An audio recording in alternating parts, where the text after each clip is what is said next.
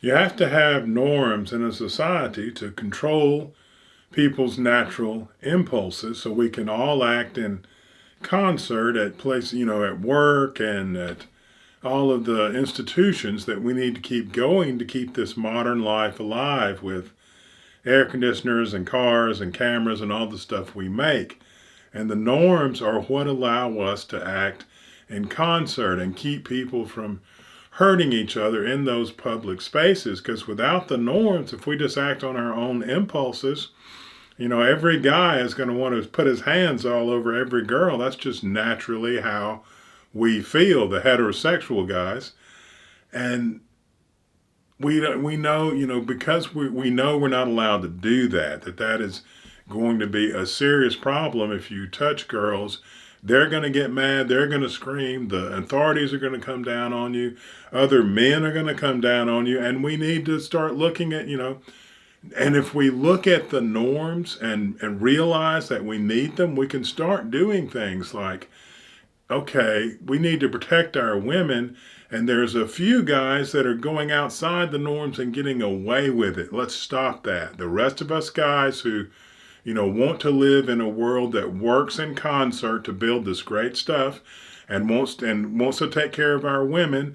One way we take care of them is that if guys break that norm and intrude on the boundary of females, we stop it.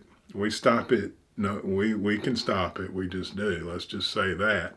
And we make that end. We don't have, in the locker room, in the back room, we make sure that guys don't do that to women, and that becomes a norm. And we can look at all of the norms because that's what we're going through now is the norms are being torn down, and they're like, well, you can put tattoos all over your body and have green hair.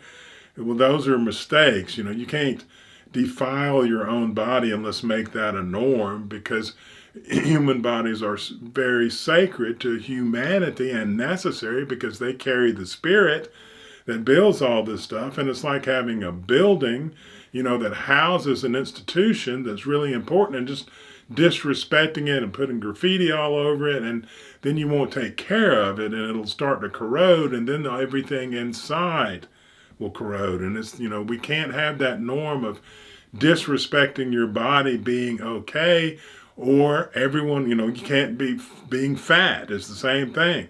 No, you can't make that a norm that's okay because it's unhealthy, and we need humanity to be healthy to carry this spirit into the future. But we can look at these norms once we realize what we're doing and set up some that are to our best advantage, that will make society run better, that will make it better for all of us, and realize that norms are something we impose. And so they can be changed when they become old, just like tires. When they're worn out, you can get a new one, or if things change and you need a different kind.